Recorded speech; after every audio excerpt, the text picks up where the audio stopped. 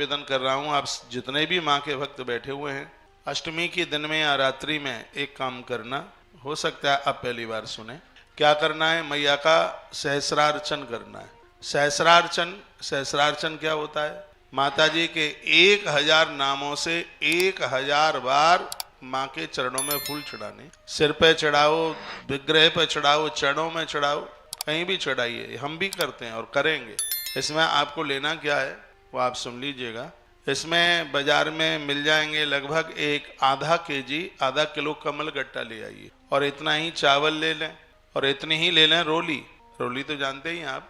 रोली ले लो, चावल ले लो, कमल गट्टा ले लो, और लगभग 2 किलो ले लो फूल। लाल फूल ले लो, गुलाब के ले लो, गुड़ैल के ले लो, गुलाब के ले लो। उनकी पंखुड़ियाँ निकाल लीजिए और एक परात में रख लीजिए। उसमें कमल गट्टा छोड़ दीजिए। कमल के फूल तो उतने मिलेंगे नहीं, 1000 बहुत हो जाएंगे। तो इसमें उसकी पंखुड़ियाँ निकाल करके रोली जरूर, रोली में पानी नहीं डालना है, सब सूखा।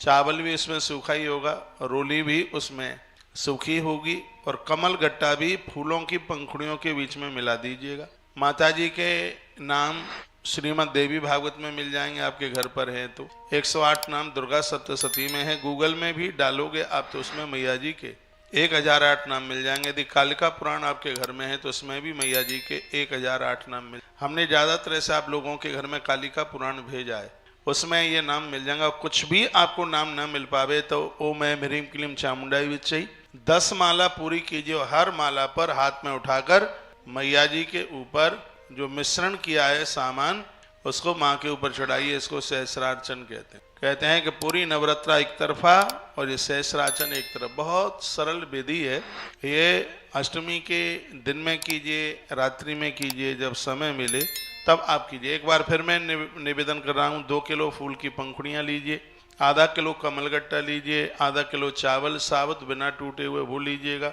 और रोली उसमें जरूर डालिएगा।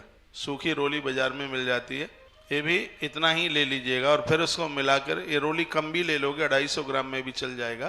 तो ये सब मिला लीजिए। इसमें जो रोली है वो आपके परिवार की उम्र बढ़ाएगी, आयुष बढ़ाएगा। फूल तो सब प्रकार से सम्मान आदर सब कुछ देता ही है। इसमें चावल है वो लक्ष्मी प्रदानित है, कमल गट्टा भी इसमें लक्ष्मी प्रदानित ही है। वंश वृद्धि चावल बढ़ाता है। इसमें हर चीज का अपने आप में एक बड़ा महत्व है। और ये है सहस्रार्चन। मैया सहस्रार्चन से बहुत ज्यादा अति प्रसन्न होती है, बहुत ज्यादा खुश होती है। एक राजा ने सहस्रार्चन किया, उसकी कथा आज आप सुनेंगे। माता रानी ने उसके ऊपर बहुत बड़ी कृपा कर दी है, आज आप सुनेंगे। तो मैंने ये बड़े संक्षेप में आपको बहुत सहज विधि के साथ ये बोला है। पूरा देश दुर्गाष्टमी के दिन उपवास करें, व्रत करें, दिन में करें अर्चना, आप रात में करें, जब भी आपको समय मिल जाए तब आप सहस्रार्चन जरूर करें। इसका नाम ही है दुर्गा सहस्रार्चन, जिसमें 1000 बार पुष्पों के द्वारा माँ का आह्वान, वंदन और पूजन किया जाता है। इसमें जितनी भी बार आप चढ़ाओगे वो नाम बोलते जाओगे, इसमें पूज्यामी जरूर बोलोगे। जैसे दुर्गाई नमः पूज्यामी, सांबरी नमः पूज्यामी, चंडिकाई नमः पूज्यामी, ओम अंबाई नमः पूज्यामी। जितनी भी बार वो नाम लेंगे उसमें आप पूज्यामी जरूर। जिस परात में आपने रखा हुआ है बगल में हाथ के बाएं हाथ पर पंचपात्र जरूर रखिएगा। बीच में उबासी आती है तो आपको मुख में पानी डालना है। किसी के बीच में आपको बीच में बोलने की जरूरत पड़ी है तो भी आपको मुख में पानी डालना है, नहीं तो आराधना साधना पूजा को कृत माना जाता। तो यह आप कर सकते हैं। और आप देखेंगे 2025 का यह बिल्वार्चन, ये सहस्रार्चन कितना अद्भुत है। मैंने पूर्व में भी हो सकता है कोरोना काल में इसका जिक्र किया था, और आज मैं फिर आपके बीच में जिक्र कर रहा हूँ। कालिका पुराण में मैया के पूजा के बहुत विधानों का वर्णन है, और जितने ज्यादा ये विधान पूजा के मैं आपको बताता हूँ ये कालिका पुराण में ही ज्यादा। वैसे मैया 32 जोत से बड़ी प्रसन्न होती है, बहुत ही ज्यादा। मैया को घी की जोत जलती है। बहुत मैंने निवेदन किया, गूंगे बहरे को वाणी और सुनने की ताकत दे देती है ऐसी मैया। अपांग को ऊपर चढ़ा देती है, रंक को राजा बना देती है ऐसी माता, जिसकी कृपा से लोगों ने सब कुछ प्राप्त कर लिया। ऐसी माँ का वंदन पूजन करना चाहिए। पूजनीया सदा देवी सर्व नागर कई जनी। मैया देवताओं के लिए भी वंदनीय पूज्य है। धरती पर जितने नगर गांव शहर जो भी हैं सबको ही माननीय शिवा शक्ति, सबको ही शंकर शक्ति को मानना चाहिए, क्योंकि मैया संसार का ऐश्वर्य देती है और महादेव मोक्ष दे देते हैं। तो भैया यहाँ क्या चाहिए माँ दे देती है, और कहाँ जाना है ये भगवान शंकर दे देते। किसी भी देवी देवता के भक्त क्यों नहीं है, आप शिव शक्ति को आप जरूर मानिएगा। अष्टमी को इस तरीके से हम भी पूजा करेंगे, गुलाब की पंखुड़ियाँ ले करके और इसमें चावल, रोली और कमलगट्टा मिलाना ना भूल जाना। छोटे छोटे कमलगट्टा बाजार में आते हैं, उन्हें मैया को चढ़ाएं। तत्पश्चात भरे जितनी भी पूजा की सामग्री होती है, कभी आपने सोचा है कि जो भी पूजा में हम ये सामग्रियां इकट्ठा करते हैं, माला, फूल माला वगैरह, इनका आप क्या करते हैं? कहीं ऐसे ही तो नहीं डाल देते सो ये कहीं कुचल जाए। इनको नदियों में, सरताओं में, सरोवरों में इनको विसर्जित किया जाता है इस सामग्री को, तो फिर इसकी बड़ी महिमा हो जाती है। और बहुत जगह नदियां भी नहीं है, सरोवर भी नहीं है, फिर क्या करें? धरती तो है, किसी वृक्ष के नीचे जाइए, थोड़ा गड्ढा खोदिए और उसमें इन सबको समाहित करके आ जाइए। जो फूल पत्तियां जो भगवान को चढ़ी हैं, इसके ऊपर किसी का पाँव नहीं पड़ना चाहिए। और भी मुझे आप सब सुन पा रहे हैं, जो भी सामग्री आप माई के ऊपर चढ़ाते हैं, तो इन सब चीज़ों को फिर आप इकट्ठा करते रहिए, रोज ले जाने की जरूरत नहीं है। नौमी के दिन, दसवीं के दिन फिर आप सब इकट्ठा करके लेकर के जाइए और इसको धरती में, बहुत लोग उसको प्लास्टिक की पॉलीथिन में रख के गाड़ देते हैं, नहीं, धरती की उर्वरकता खत्म होती है, उससे उपजाऊपन उसका खत्म होता है।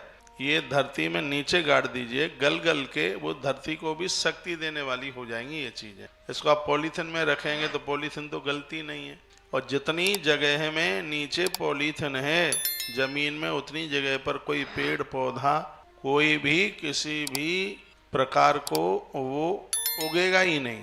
उतनी जगह खत्म सी समझ लीजिए, इतनी जगह पर रहने वाले जीव के लिए भी पौष्टिकता नहीं मिलेगी। ये पॉलीथिन, ये प्लास्टिक इतनी खतरनाक है, इसलिए पॉलीथिन को जमीन में ना गाड़ें, उसको तो जला जुलू करके खत्म कर दीजिए। वैसे तो इसको यूज ही ना करो, प्रयोग ना करो, करते हो तो उसको जमीन में नहीं गाड़िएगा। सीधा ये सामान है वो सब जमीन में आप गाड़ के ऊपर मिट्टी उसमें लगा दें। ये तो नदियाँ मिल जाएं, सरोवर मिल जाएं, तो विसर्जन की सामग्री को उसमें समाहित कीजिए। पूजनीय सदा देवी सर्वई नागरिकई जनी, माननीय सभा शक्ति सर्व कामार्थ सिद्धिदा। देखो कितनी अच्छी बात लिखी। इसमें लिखा है कि जगत का हर व्यक्ति, गांव शहर कहीं भी आप रहते हैं, शिव और शक्ति को आप पूजेंगे तो सर्व कामार्थ सिद्धिदा। ये प्रमाण के साथ भगवान व्यास लिखते हैं कि आपके सभी काम सिद्ध हो जाएंगे, आपका कोई काम नहीं बिगड़ेगा, एक एक काम आपका सिद्ध हो जाएगा, सब आनंद हो जाएगा। इसलिए माई की पूजा से आप जरूर जुड़िएगा। प्रभु राम जी ने माँ की पूजा करी। यथा राम स्वराज्य भूत दिलीपस्य रघुर यथा, राजा दिलीप ने माँ की पूजा करी, रघुर राजा ने, प्रभु राम जी ने।